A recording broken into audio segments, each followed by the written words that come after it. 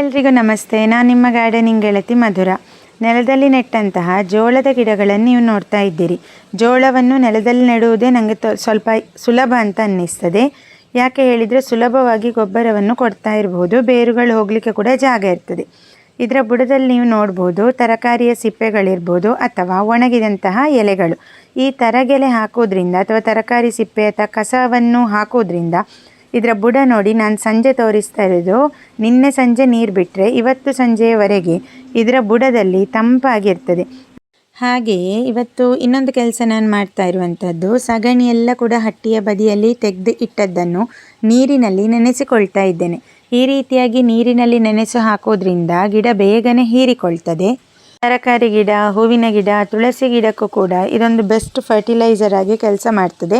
ಇದನ್ನು ಈ ರೀತಿ ನೀರಿನಲ್ಲಿ ನೆನೆಸಿ 3 ರಿಂದ 4 ದಿನ ಬಿಟ್ಟು ನಾನು ಮತ್ತೆ ಇದನ್ನು ಬೇಕಾದಂತಹ ಎಲ್ಲ ಗಿಡಗಳಿಗೆ ಹಾಕ್ಕೊಳ್ತೇನೆ.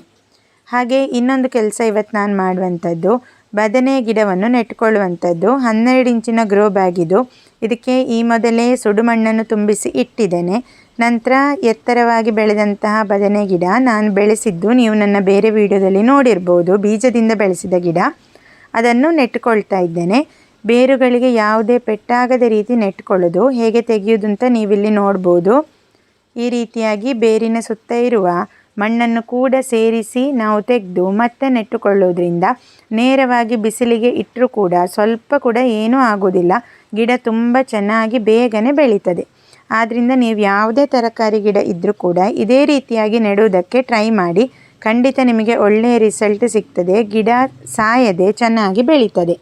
ಹಾಗೆ ಗ್ರೋ ಬ್ಯಾಗಲ್ಲಿ ಗಿಡಗಳನ್ನು ನೆಟ್ಟ ತಕ್ಷಣ ನಾನು ಮೇಲೆಯಿಂದ ಸ್ವಲ್ಪ ತರಗೆಲೆ ಅಥವಾ ಹಟ್ಟಿಯ ಒಣಗಿದ ಗೊಬ್ಬರವನ್ನು ಹಾಕ್ಕೊಳ್ತೇನೆ. ಫ್ರೆಶ್ ಗೊಬ್ಬರ ಹಾಕಿದರೆ ಗಿಡಕ್ಕೆ ಸ್ವಲ್ಪ ಹಾನಿ ಆಗ್ಬೋದು, ಖಾರ ಅಂತ ಆಗ್ತದೆ, ಅದಕ್ಕೋಸ್ಕರ. ಹಾಗೆ ಇನ್ನೊಂದು ನಾನು ನೆಟ್ಕೊಳ್ತಾ ಇರುವಂಥದ್ದು ಚೆರ್ರಿ ಟೊಮ್ಯಾಟೊದ ಗಿಡ. ಕೃಷಿ ಮೇಳದ ವಿಡಿಯೋ ನೋಡಿರ್ಬೋದು. ನಾನು ಚೆರ್ರಿ ಟೊಮ್ಯಾಟೊದ ಬೀಜಗಳನ್ನು ತಗೊಂಡಿದ್ದೆ.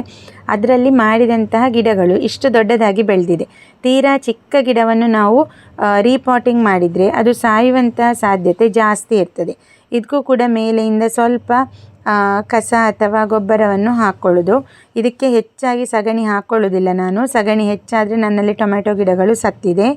ಆಲ್ರೆಡಿ ನಾನು ನೆಟ್ಟುಕೊಂಡು ಆಗಿದೆ ಎಲ್ಲ ಟೊಮ್ಯಾಟೊ ಗಿಡಗಳು.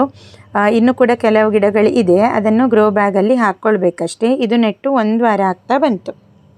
ಹಾಗೆ ಇನ್ನೊಂದು ಕೆಲಸ, ಇದು ನಾನು ಕಳೆದ ಸಲ ಪಾಲಕ್ ಬೆಳೆದಂತಹ ಟಬ್ ಸ್ವಲ್ಪ ದಿನ ಇದರಲ್ಲಿ ಏನು ಕೂಡ ನೆಟ್ಟಿರಲಿಲ್ಲ. ಅದರಿಂದ ಮಣ್ಣು ಗಟ್ಟಿಯಾಗಿದೆ. ಈ ಗಟ್ಟಿಯಾದಂತಹ ಮಣ್ಣಿನಲ್ಲಿ ಯಾವ ಬೀಜ ಹಾಕ್ಕೊಂಡ್ರು ಏನು ಗಿಡ ನೆಟ್ಟರು ಅಷ್ಟು ಚೆನ್ನಾಗಿ ಬರುವುದಿಲ್ಲ.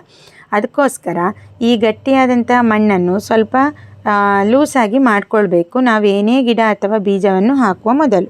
ಇದು ಬಸಳೆ ಗಿಡಗಳು ಬೀಜದಿಂದ ಮಾಡಿದ್ದು. ಇದು ಒಂದು ಸ್ವಲ್ಪ ಬೇರೆ ಜಾತಿಯ ಬಸಳೆ. ಇದು ಗಿಡದ ರೀತಿ ಬೆಳೀತದೆ, ಹೆಚ್ಚು ಬಳ್ಳಿ ಹಾಗೆ ಹೋಗುವುದಿಲ್ಲ ಅಂತ ಸುಮಾರು ಜನ ನನಗೆ ಹೇಳಿದರು.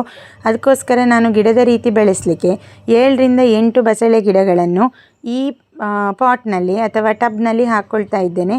ಇದಕ್ಕೂ ಕೂಡ ಬೇರುಗಳಿಗೆ ಪೆಟ್ಟಾಗದ ರೀತಿ ನಾನು ತಗೊಂಡು ಬಂದಿದ್ದೇನೆ. ಇದನ್ನು ನೆಟ್ಟು ಮತ್ತೆ ಮೇಲ್ಗಡೆಯಿಂದ ಸ್ವಲ್ಪ ಗೊಬ್ಬರವನ್ನು ಹಾಕ್ಕೊಳ್ತೇನೆ. ಗೊಬ್ಬರ ಇಲ್ಲದೇ ಇರುವ ಕಾರಣ ನಾನು ಅಡಿಕೆ ಸಿಪ್ಪೆಯನ್ನು ಹಾಕ್ಕೊಳ್ತಾ ಇದ್ದೇನೆ. ನೆಕ್ಸ್ಟ್ ಇನ್ನು ಇದರ ಮೇಲೆಯಿಂದ 1 ವಾರದ ನಂತರ ಸಗಣಿಯ ನೀರನ್ನು ಹಾಕ್ಕೊಳ್ಳೋದು. ಆಗ ಇದು ಗೊಬ್ಬರದ ರೀತಿಯೇ ಆಗ್ತದೆ. ಹಾಗೆ ಇನ್ನೊಂದು ಕೆಲಸ, ನೆಲದಲ್ಲಿ ನೆಟ್ಟಂತಹ ಬದನೆ ಗಿಡಗಳು. ನೆಲದಲ್ಲೂ ಕೂಡ ಕೆಲವು ಬದನೆ ಗಿಡಗಳನ್ನು ನೆಟ್ಟಿದ್ದೇನೆ. ಇದಕ್ಕೆ ಹಟ್ಟಿ ಗೊಬ್ಬರವನ್ನು ಇಡುವಂಥ ಕೆಲಸ. ಸಗಣಿ ಗೊಬ್ಬರವನ್ನು ಹಾಕಿದ ರೀತಿ ಬೇರೆ ಯಾವ ಗೊಬ್ಬರ ಹಾಕಿದರೂ ಕೂಡ ಗಿಡ ಅಷ್ಟು ಚೆಂದ ಬೆಳೆಯುವುದಿಲ್ಲ. ಅದಕ್ಕೋಸ್ಕರ ನಾನು ಸಗಣಿ ಗೊಬ್ಬರವನ್ನು ಹಾಕೋದೇ ಫಸ್ಟ್ ಪ್ರಿಫರ್ ಮಾಡ್ತೇನೆ. ಅದು ಇಲ್ಲದೇ ಇದ್ದರೆ ಬೇರೆ ಗೊಬ್ಬರವನ್ನು ಹಾಕ್ಕೊಳ್ತೇನೆ ಅಷ್ಟೇ. ಇದೆಲ್ಲ ನೆಟ್ಟಂತಹ ಬದನೆ ಗಿಡ ಇದೆ. ಇದಕ್ಕೆಲ್ಲ ಕೂಡ ಗೊಬ್ಬರ ಇಟ್ಕೊಂಡಾಯ್ತು ಈಗ ನನಗೆ. ಹಾಗೆಯೇ ಇನ್ನೊಂದು ಸ್ವಲ್ಪ ಎತ್ತರದ ಜಾಗದಲ್ಲಿ ಆ ಸೈಡ್ ನೀವು ನೋಡ್ಬೋದು, ಇಲ್ಲಿ ಮತ್ತೆ ಪುನಃ ಕೆಲವು ಗಿಡ ನೆಟ್ಟದ್ದಕ್ಕೂ ಕೂಡ ಗೊಬ್ಬರವನ್ನು ಇಟ್ಕೊಂಡಿದ್ದೇನೆ. ಇನ್ನೊಂದು 10 ದಿನಕ್ಕೆ ಯಾವುದೇ ಗೊಬ್ಬರ ನಾನಿಲ್ಲಿ ಕೊಡೋದಿಲ್ಲ. ಮೆಣಸಿಗೂ ಗೊಬ್ಬರ ಇಟ್ಕೊಂಡಿದ್ದೇನೆ.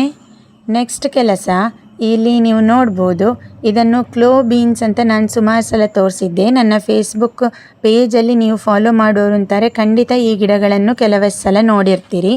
ಇದೆಲ್ಲ ಕೂಡ ಬಳ್ಳಿ ಹೋಗಿ ಮೊಗ್ಗುಗಳು ಬರಲಿಕ್ಕೆ ಸ್ಟಾರ್ಟ್ ಆಗಿದೆ. ನೆಕ್ಸ್ಟ್ ವಿಡಿಯೋದಲ್ಲಿ ಭೇಟಿ ಆಗ್ತೇನೆ. Thank you.